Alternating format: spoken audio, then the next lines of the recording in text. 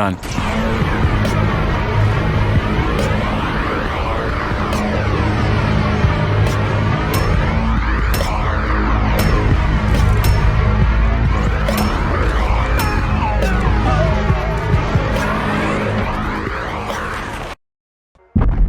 Was that a jump scare during the f***ing logos? What kind of sadistic game are you playing, movie? So, a somewhat loud footstep from a kaiju counts as a jump scare now? Oh, I get it. These logos were only 27 seconds long and you couldn't say 50 seconds of logos. I told you morons he doesn't remove sins for short logos. Movie uses footage of people from Nashville after their football team goes 8-8 for yet another season. Oh hey, here's something that has entirely nothing to do with this movie.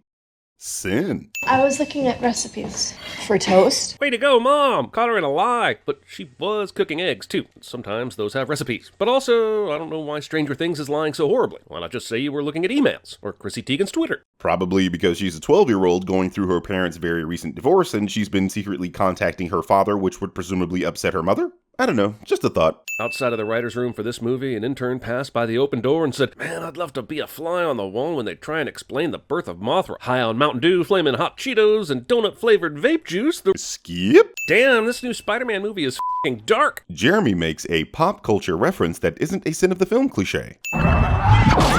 I guess they were going for some 3D sight scares here, but to me it just looks like what me and my crew did to the camera during our last orgy movie. Warren's iPhone XR was never really the same afterwards. Jeremy said a cringe. Son of a bitch. It worked. And she's so positive this tech has worked on this brand new monster that she's gonna encourage her only child to reach out and touch that motherfucker on the snout, or whatever passes as a snout in Mothland. Considering Mothra was rampaging like seconds ago and immediately stopped when the orca played, yeah, I'm pretty sure she should be positive the tech works.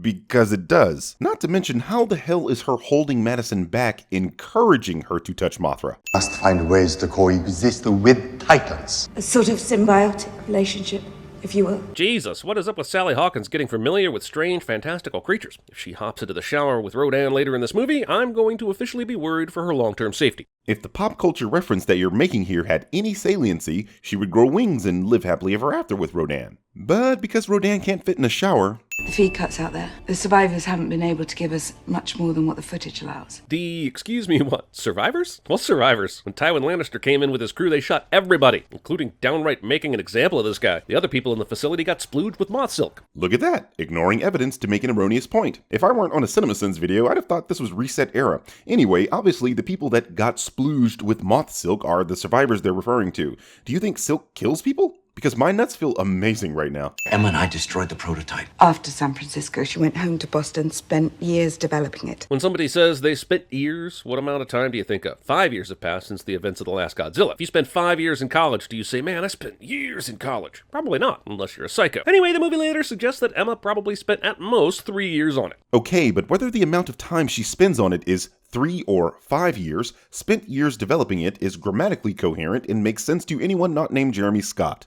Emma always said no one knew the Olga better than you. It shouldn't even exist. You guys, we're out in the middle of f***ing nowhere in Colorado, so why are we all whispering? It's called using our inside voice, Jeremy. Now here's your applesauce, and after that, it's nappy time. Codename Mothra escaped, only to cocoon itself later under a nearby waterfall. Hey man, who doesn't like a good 45-foot shower after you woke up from a long nap? This is one of those sins that CinemaSins likes to include to show a cool scene. Nothing to see here, folks.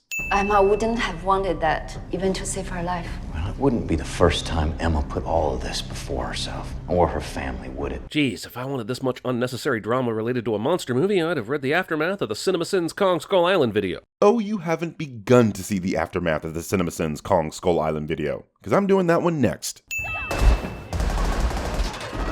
This attack starts on the outside of the facility, and the movie will go to zero lengths to explain why the people on the inside of the facility were unable to protect themselves or sound an alarm. This is a scientific research facility in Antarctica. Who are they going to call? Superman? No, 11, your powers won't work here. Jeremy makes a pop culture reference. How are they getting all this? Emma isolated Godzilla's bioacoustics. I still wanted to do a bonus round for all the times these assholes said bioacoustics, but I figured that this video would already be around 95 minutes, so instead of that, just accept 95 cents, movie. You padding the sink out, bro? I think you're padding the sin count. Open the shields. Let them know we're not a threat. How does Godzilla know that this submersible they're in even has its shields engaged? Does Godzilla know anything about shields? I'm just failing to understand what would compel you to ask such a mind-numbingly stupid question. What the hell does Godzilla knowing about shields have to do with literally anything? Godzilla cannot see the crew due to the shields, and Mark's point is that if Godzilla sees them, then he'll realize they're not a threat. What the f*** are you talking about? Hey guys, I'm getting an EKG reading. You mean of Godzilla? That guy who apparently uses wormhole tunnels to go places quickly? I'll remind you that you beat him here, so nothing about this entire trip to Antarctica makes sense. No, dummy, the EKG reading is for Ghidorah. You know, because it's an EKG? Hail Hydra? Jeremy makes a pop culture reference. Do you need a big effect sequence in your movie, but you are on a budget? Is your monster just drawn on a series of bourbon-stained cocktail napkins instead of being properly computer-generated? Well, why pay for good CGI when you can buy the brand new service? Introducing Dark. Dark! It'll obfuscate your creature, make your military cardboard cutouts look close to real, and it'll save you a lot more than $1. That's D-A-R-K, Dark. For a scene that's taking place during a snowstorm at night, this scene is brightly lit. Dude, you seriously need glasses if you can't see what's going on in this scene.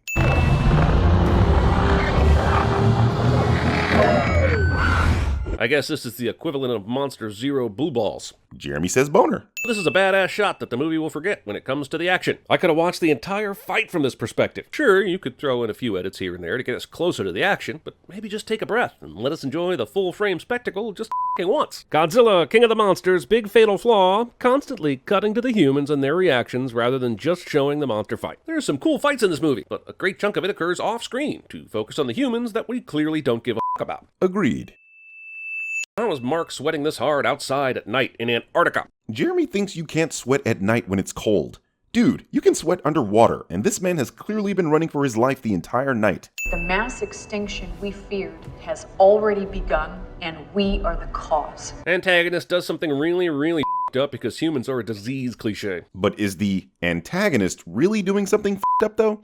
I guess you could say that from a human's perspective, sure, but what about the other 9 million species on this planet? One could argue that what humans are doing to innocent creatures is far more up than anything we could do to ourselves. Also, I know Emma's supposed to be insane or something, but how does she account for the Titans that aren't doing anything about the human infection like Kong or Godzilla? Why would the Earth birth Kong on Skull Island of all places? Emma's point is that these creatures are here to keep the balance of nature.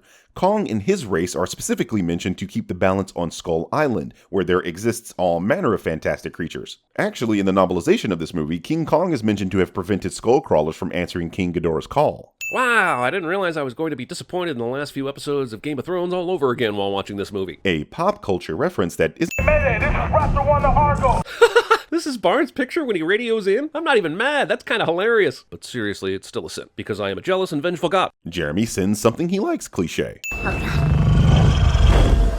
Deusilla Ex Machina. A Deus Ex Machina is a plot device whereby a seemingly unsolvable problem in a story is suddenly and abruptly resolved by an unexpected and seemingly unlikely occurrence. By definition, Godzilla is not unexpected because the film tells us that he's heading to Mexico. By definition, Ghidorah is not an unsolvable problem because the film literally had him fight Godzilla already, and it's the premise of the film. By definition, this situation is not abruptly resolved because there's an hour left in the goddamn movie. Stop misusing Deus Ex Machina!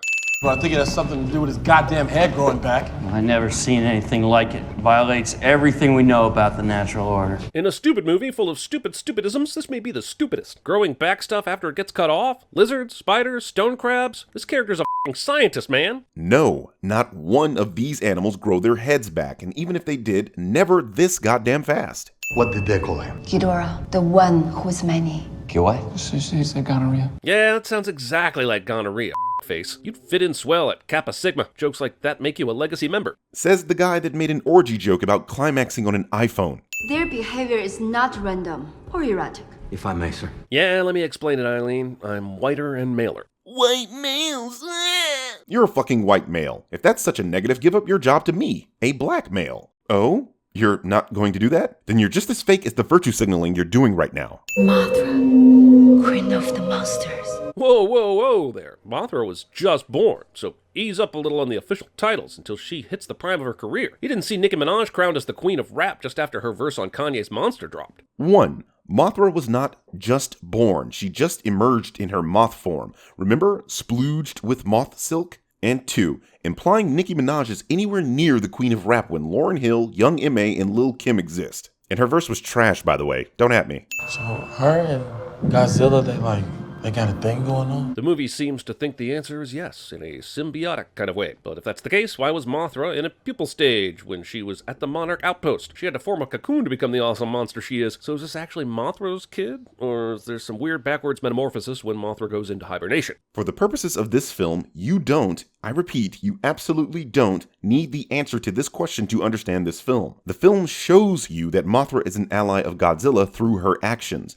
But the answer to this irrelevant question is that Mothra is immortal and reincarnates in much the same way as a phoenix. She retains the memories of her past lives. This is explained in the 15 movies she's appeared in over the past 60 years. So this plan is what you would call a long shot, right? Yeah, that plan is to blow up nukes to revive Godzilla, which doesn't seem to be the way nuclear energy actually works, but even if it does, isn't Godzilla an ancient predator who rose millions of years before nuclear energy was created, according to these new movies? You cannot possibly be serious. Do you know what nuclear energy is, numbnuts? Radiation, something that has existed as long as the universe. The kaiju feed on radiation and use it as an energy source, as shown in the last movie. Nuclear weapons are just a convenient source of this energy. They want to bring Godzilla back from the dead. Barnes recites the unfortunate result of a discussion between powerful producers in 1996. This is a very American point of view because Godzilla has never been dead in Japan. Hell, between 1995 and 2018, there have been 11 Godzilla films, and this is excluding the 3 films made by Hollywood. With the water covering up a city and a random dragon flying around, if I inserted this shot into that time Bright and The Day After Tomorrow merged into one movie, you wouldn't be able to tell the difference between this and The Bright After Tomorrow. Bringing up the movie Bright. No, that's the sin. Bright fucking sucked. The good news is they'll revive Godzilla with this blast. The bad news is that they unknowingly destroyed the algae that cures cancer, and the documents proving God's existence, and worst... Wait, is that the statue of Pazuzu? Anyway, skip. I'm sure glad to see Godzilla back, but what a waste of energy. He's just releasing excess energy. Kinda like a fart.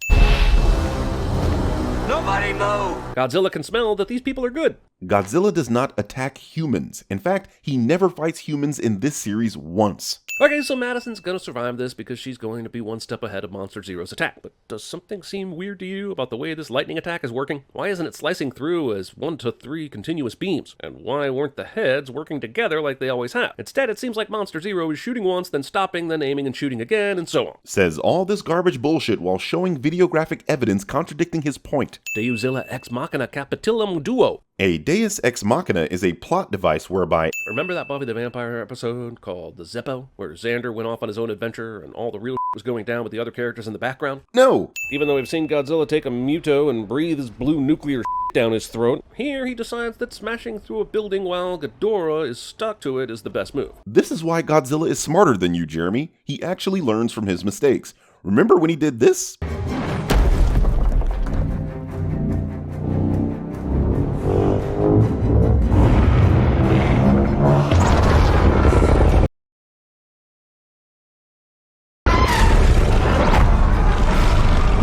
And then this.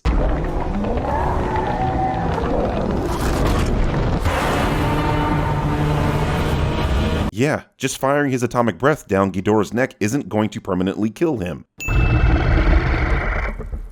Long live the king. What? I'll tell you what.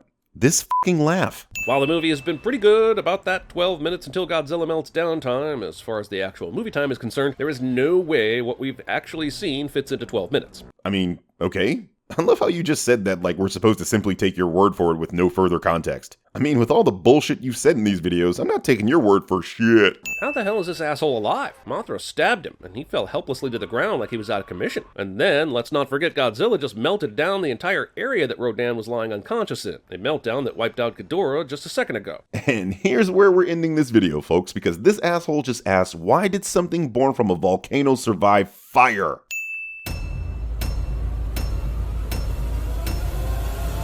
If this gonna be that kind of party, I'm gonna stick my in the mashed potatoes.